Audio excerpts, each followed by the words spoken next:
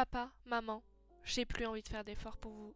Je l'ai déjà dit, mais quand on se décide de faire un enfant, c'est pour s'en occuper, pas seulement de le nourrir, de l'habiller et de lui donner un toit. Ce ne sont que le strict minimum. Je parle de subvenir à ses besoins, émotionnels, pas matériels, de l'aimer d'un amour inconditionnel et quasi égaux entre tous ses enfants. Vous ne le faites pas, en tout cas, pas pour moi. Vous ne faites pas d'efforts pour moi et cela depuis que je suis sur cette terre. Vous ne savez que vous préoccuper de vous-même et de votre couple.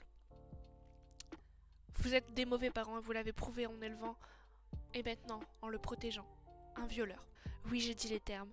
Votre fils, que vous protégez plus que tout. Maman, c'est ton préféré, n'est-ce pas? C'est un violeur.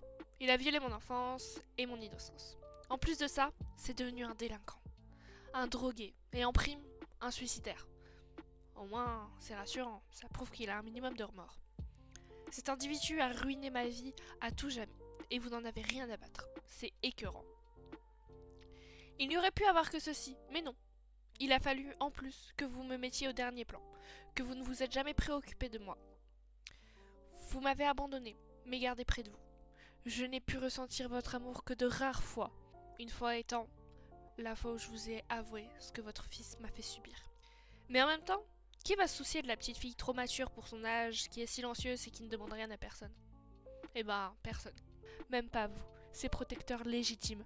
Pourtant, ce n'est pas forcément quand quelqu'un s'attire des ennuis qu'il va mal. Bien au contraire, c'est bien plus souvent l'inverse. Quelqu'un qui s'isole, qui n'a plus d'intérêt pour le monde extérieur, c'était mon cas. Et bien évidemment, les petites personnes égocentrées que vous êtes, vous n'avez jamais rien remarqué.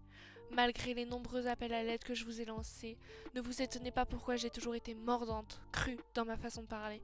Je ne vous suis reconnaissante de rien. Mon plus grand rêve n'a jamais été de devenir journaliste. Il était d'avoir mon indépendance pour ne plus subir votre domination. Et m'éloigner le plus vite possible de vous. Ce rêve a toujours été présent et très concret. Je l'ai depuis mes 9 ans, aussi loin dont je puisse me rappeler. Il est sur le point de se concrétiser et je n'ai jamais été aussi contente de ça. Vous avez été pour moi des parents horribles et je vous en veux de votre incapacité à m'aimer et m'aider. J'espère vous parler le moins possible dans le futur. Votre fille, à ce qu'il paraît.